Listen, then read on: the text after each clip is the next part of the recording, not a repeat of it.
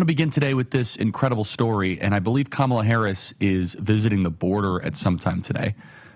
Is that her first visit since? I think she's visited one other time. She's got to have visited at least two other times, right? Let me tell you what's going to happen. Kamala Harris is just going to blame Donald Trump for blowing up the amnesty bill. That's what's going to happen. She's going to go down to the border. We could have fixed this. Exactly. We have a bill.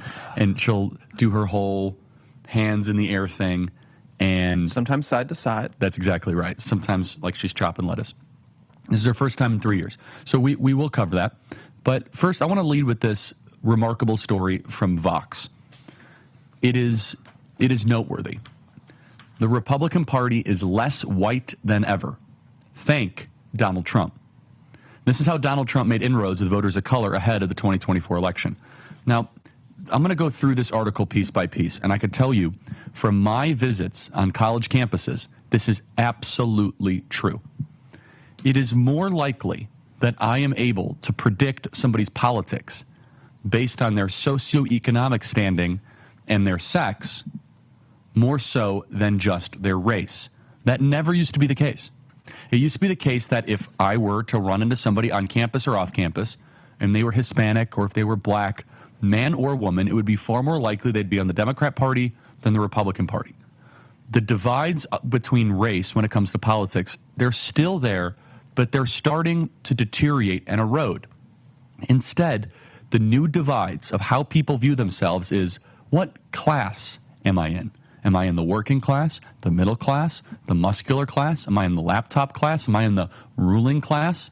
And then secondly, is that how you view the world right now and the political divide that is happening in the country is a male-female divide. Men view politics far differently than women do.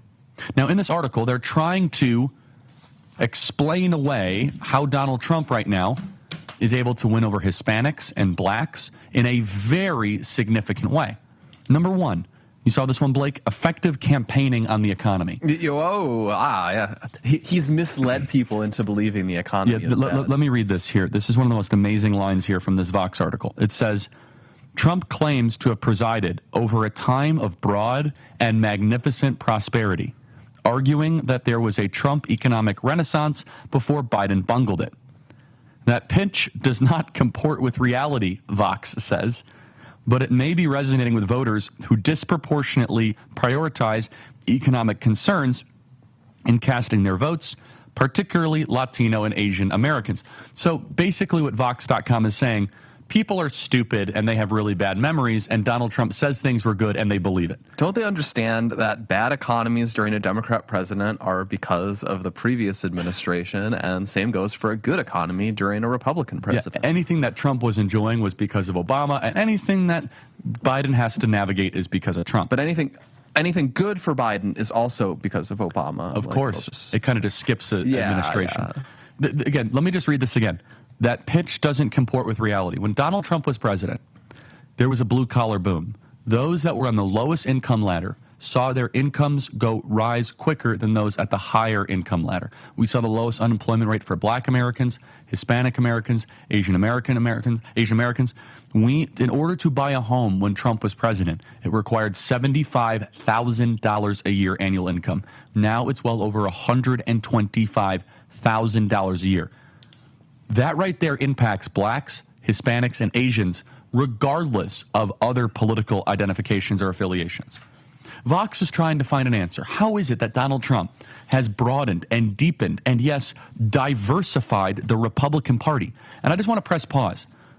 Blake, how many times over the last decade, 20 years, were there hundreds of millions of dollars spent by Washington, D.C. think tanks about how we need to try to get the Republican Party less white? We're going to go and we're going to do amnesty and opportunity zones, Charlie. Talk about that, though. That's very important. So it really was. You'd see this over and over. I feel like, even this is before our time, really, but like Jack Kemp, when he was the vice presidential pick, he meant well. A lot of these guys mean well, but it's very much, as you talk about in your book, there's always a temptation, especially with, the DC conservative class, to sort of accept the premises of the Democrats, of the left.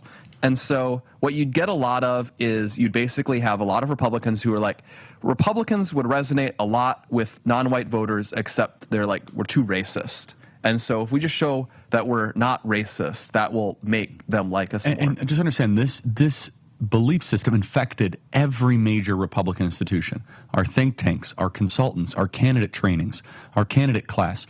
And so when I first entered the conservative movement in 2012, yeah, there was like the report they did after Romney lost. Exactly what I was going to say. It was by Reince Priebus. It was the autopsy report, and you actually can find it. It's still on the internet. It's worth looking at.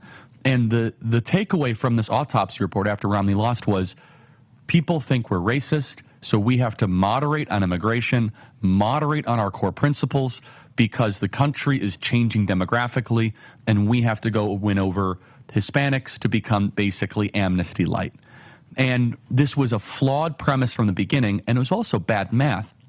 This is where, Steve Saylor has been right for 20 years. Boo, scary man. Steve Saylor, 20 years ago, hypothesized, wait a second, in the battleground states and the Electoral College, why don't Republicans talk more about class, and that would be a white working class strategy, than spending all this money trying to reconfigure a policy platform to become Democrat light. And the thing is once you're appealing to the white working class, you appeal to other voters in the working class. Bingo. And that's what Saylor was right about, and what Trump was able to do. And I hope you understand, you are living through a transformation. You are living through this historic metamorphosis, thanks to Donald Trump, where the DC political class, understand, when the presidential race in 2015, 2016 was happening, the way that we were supposed to talk about immigration was Jeb Bush, which was, we're going to maybe... Act of love. It's an act of love. If you break into America, we will give you amnesty because these people are the best types of people. That's the way we were supposed to talk about immigration. Basically become free market mass immigration defenders. And this attitude could go all over the place. The same people would say the way that you win the black vote is like, well, we have to be, really all in on police reform, on and decriminalizing. Yes. When it's like, no, guys, most black voters are not criminals, and they do not like crime. They suffer a lot from crime. And I think a big reason we started this swing happen. We saw this happen a lot in 2020. And a big reason is, one, they didn't care nearly as much about being tough on immigration. A lot of them supported it. And then they saw Democrats embracing crime. And it turns out there's a lot of voters who are like, wait, I want the party that wants to be tough on crime. Exactly. And the ruling consensus in the Republican Party was, we must moderate on the issues, and therefore we can win people over. Donald Trump threw that out the window. He said, wait a second, no, we're going to become more based on these issues, and we're going to broaden our appeal and our base. And also by doing so, guess who wants strong immigration? Most Hispanics do. Some want amnesty, but also some are pretty ticked off that people can cut in line and come into the country. And in fact, when I go to the campuses, Ryan, can you get that clip of that young man from Kansas State University that came up? He said, my whole family came from Mexico legally. It took us 10 years to get the paperwork. And he says, when I see people break into America, it is disgusting, it's repulsive, and they should all be sent back to their country of origin. It's like, whoa. And you have two Jeb Bushes kind of debating about mass amnesty. You don't win those people over. And so we're going to keep on going. You'll never out-amnesty the Democrats. Exactly. And that is the lesson on all of these, when it comes to crime, when it comes to the border, when it comes to Second Amendment, when it comes to any of these issues, is that you must stay principled, and you can actually expand the base. And Donald Trump, who has been called a racist more than any other person in public life of the last 100 years, maybe in American history, it has diversified the Republican Party more than any of the Bushes or the Kochs or the Romneys or the Roves. They wanted it to happen. They wanted the Republican Party to become browner and darker. And instead, Donald Trump did it, the man that they call a racist.